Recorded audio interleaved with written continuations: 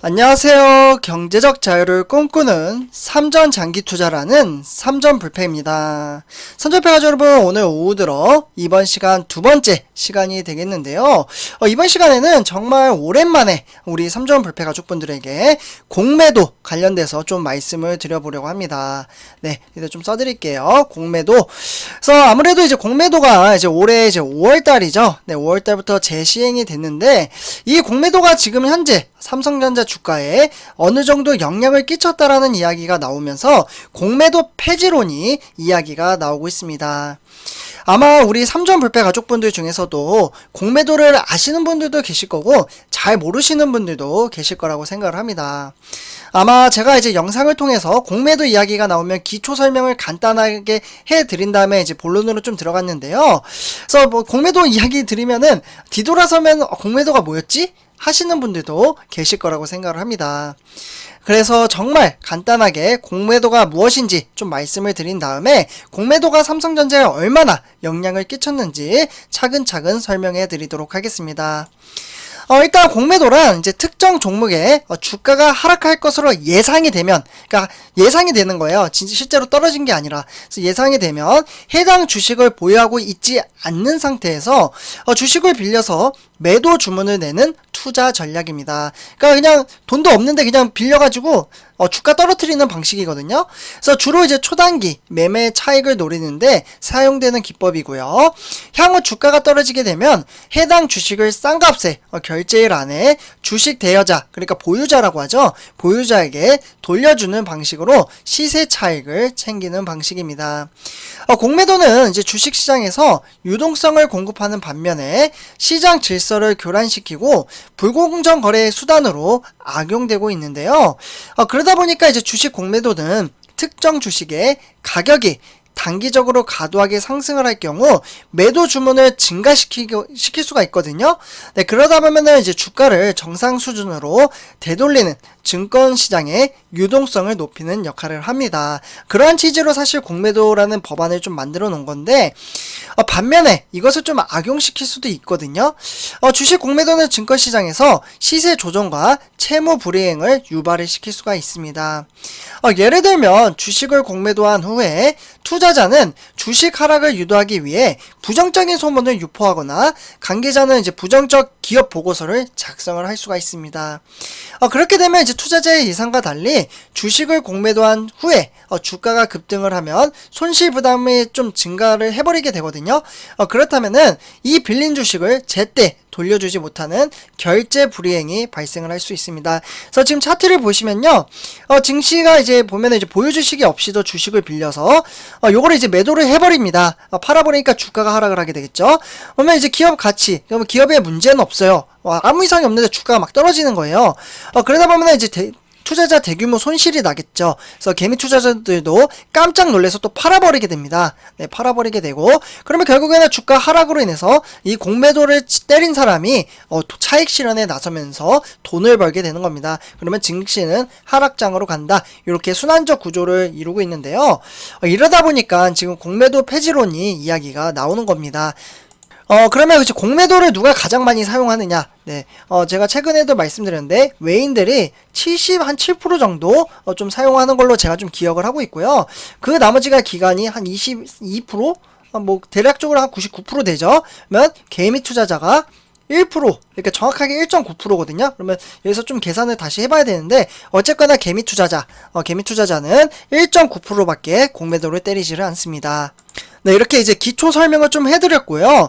그러면 어제 증시였죠. 어제 이제 증시가 좀 대폭락장으로 이어지면서 아마 좀 깜짝 놀라셨을 겁니다. 우리 삼전패 여러분들. 코스피는 2910 까지 좀 이제 하락을 했고요. 이렇게 좀 이제 코스피가 밀리자 개인 투자자의 한숨과 걱정이 좀 깊어졌는데요. 그 불똥이 지금 현재 공매도로 지금 떨어지고 있습니다. 동학개미 사이에서 이제 공매도 폐지론이 다시 고개를 들었고 대선 후보까지 좀 언급이 되고 있는데요. 어제 기준으로 봤을 때 이제 코스피 공매도 거래대금은 무려 3조 2686억 원으로 이달 일평균 공매도 거래대금은 5448억 원으로 집계가 되고 있습니다. 네, 상당히 많이 집계가 되고 있죠. 네, 그렇기 때문에 지난달 이제 일평균 거래 금액인 4,550억 원보다 무려 19.7%나 늘었다. 이렇게 볼 수가 있고요.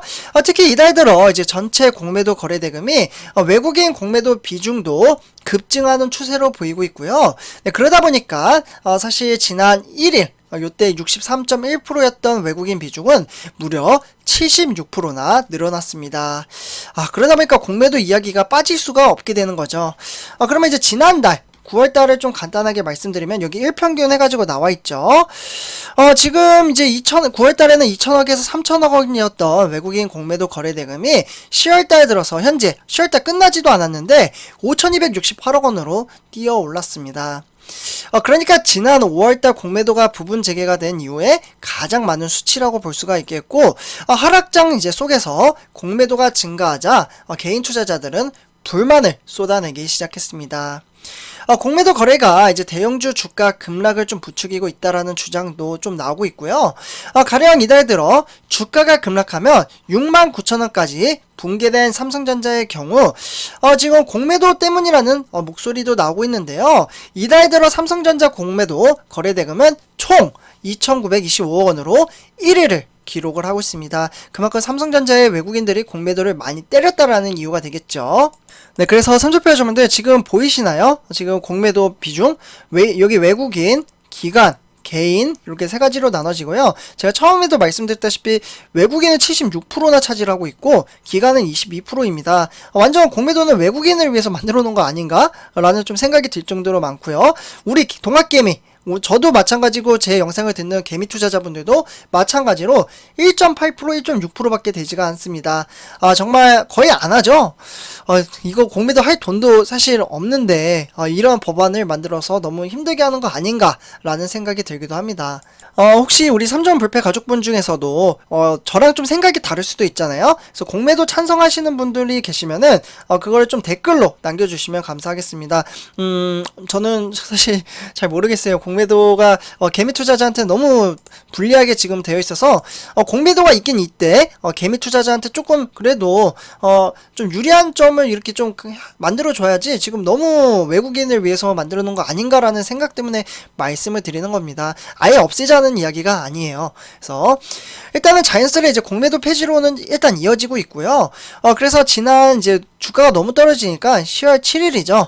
요때 이제 청와대 국민청원 게시판에도 대한민국 주식시장에 공매도를 영원히 폐지해주세요. 이렇게 청원이 올라오기도 했습니다. 현재까지 42,900명이 동의를 했고요. 청원글 게시자는 이제 실적과 재무가 무시할 만큼 어닝 서프라이즈인데도 불구하고 누적 공매도가 좀 많이 늘어나서 기이한 현상이 지금 나타나고 있다고 합니다.